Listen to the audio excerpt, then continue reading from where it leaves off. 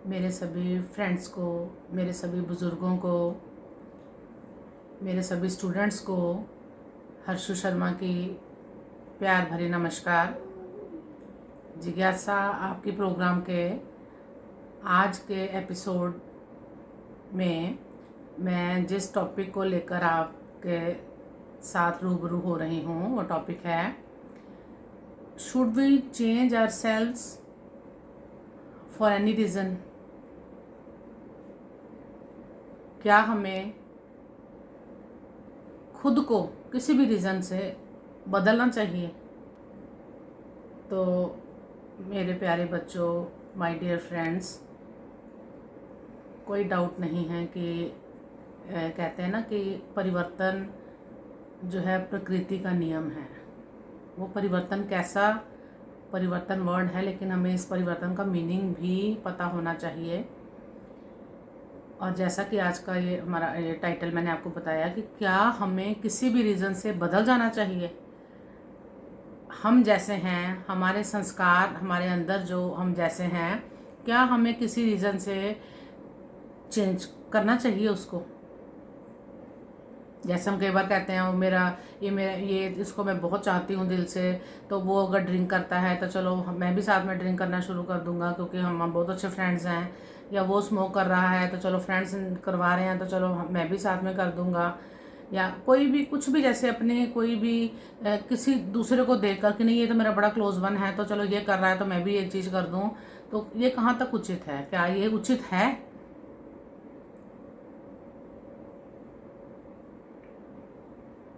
तो बेटा जी, हमारे अंदर, इंसान के अंदर दो तरह के जो है, मतलब दो हिस्सों में बटा हुआ है हमारा अंदर। एक है हमारे जो संस्कार, अच्छे जो संस्कार हैं, और एक जो हमारे अंदर की जो बुरी आदतें हैं। अब इसको कई लोग ऐसे बोलते हैं, अच्छे संस्कार बुरे संस्कार। संस्कार कभी बुरे नहीं होते, इसलिए मैंने बहुत ध्यान से ये बोला कहा है, सुनाया है अभी आपको कि हमारे जैसे एक है हमारे अच्छे संस्कार और एक हमारे अंदर की जो बुरी आदतें हैं। जिसके अंदर अच्छे संस्कार ज़्यादा परसेंटेज में होंगे उसको हम कहेंगे कि नहीं भाई बंदा है, इसमें कुछ है, दमदार है, असूलों वाला है। और जिसके अंदर बुरी आदतें ज़्यादा होंगी तो वो फिर दूसरी कैटेगरी में हम लोग मानते हैं उनको। तो अब पॉइंट ये है कि अगर हम किसी को बहुत चाहते हैं या कभी सर्कमस्टांसेस ऐसे बन जाएं कि तुम ये चीज़ ऐसे कर लो, अपना अपना जो भी तुम्हारे संस्कार हैं तुम उसको छोड़ दो किसी के लिए, तो क्या उस टाइम में हमारा वो संस्कार छोड़ना उचित है, सही है? तो बेटा जी, मैं आपको यही इस टाइम पे एडवाइस दूंगी कि हमें अपनी ज़िंदगी के, हम जब ज़िंदगी जी रहे हैं, हम जब अपनी ज़िंदगी को जी रहे हैं, तो जब भी हमारे सामने कभी कुछ सिचुएशंस आए, कभी हालात ऐसे आए, या कभी कोई हमें बहुत अपना क्लोज वन हमें कंपेल करता है कि नहीं यार, अगर चलो एक एक घूंट मेरे कहने पे, एक बार मेरे कहने पे, तो क्या हमें अपने संस्कार छोड़कर उसकी जो भी वो कह रहा है उसको मान लेना चाहिए? नहीं बेटा, नहीं बच्चे, कभी मत करना। ये मैं अपनी एग्जांपल देती हूँ, जैसा कि मैं अपनी हर एपिसोड में आपको बताती हूँ कि मेरे जो भी मेरा ये अपना मैं जो बोलती हूँ, जो मेरा माइंडसेट ट्रेनिंग प्रोग्राम का जो एक मकसद है, वो मेरे अपने जो एक्सपीरियंसेस हैं मैं उनके बिहाफ पर ही आपके साथ बात करती हूँ। मैं भी 2 साल अब्रॉड रहकर आई। हस्बैंड मेरे पूरी तरह फुली नॉन वेज टेकर थे, ठीक है, ड्रंकर थे, स्मोकर थे। तो अब वहाँ पे लेडीज़ भी ड्रंकर्ड भी होती हैं, स्मोकर्स भी होती हैं, और नॉन वेज टेकर भी होती हैं। अब अगर मैं इस बात का बहाना देती, नहीं नहीं घर में माहौल ख़राब होता है, नहीं मुझे भी पीनी पड़ गई, मुझे भी ड्रिंक करनी, मैंने भी शुरू कर दी क्योंकि हस्बैंड कहते थे, मुझे हस्बैंड को ओबे करना था। ये सब हमारा मन पापी जब होता है हम दूसरे के ऊपर ब्लेम दे देते हैं।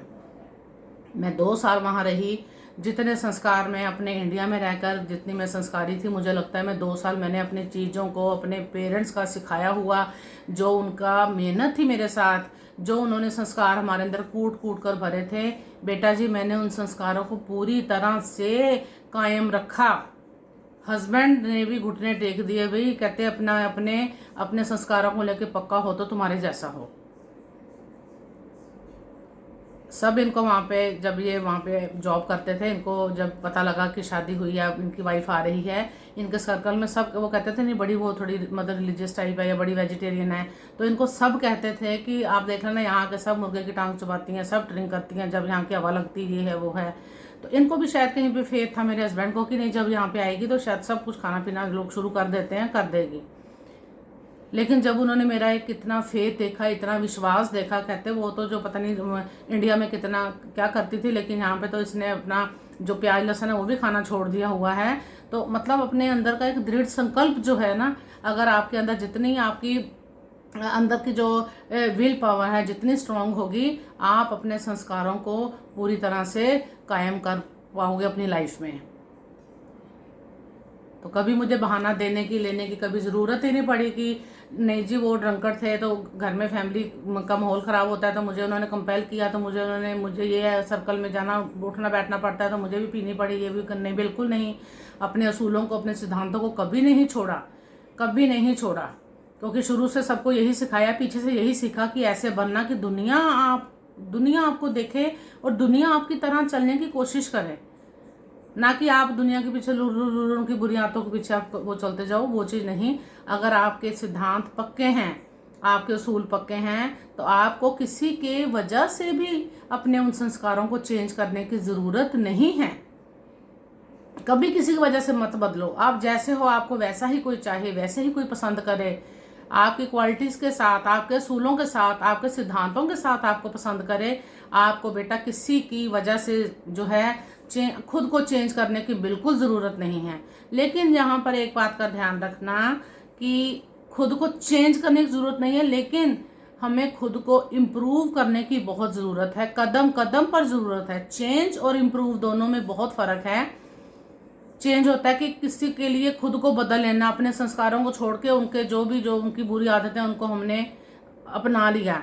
लेकिन इम्प्रूव करना ये होता है कि हर इंसान को पता होता है, देखने वाले जो सामने वाले बाहर वाले हैं उनको तो मालूम है इसके अंदर ये बुराई है, लेकिन इंसान को खुद भी पता होता है कि मेरे अंदर ये ड्रॉबैक है, मेरे अंदर ये कमी है।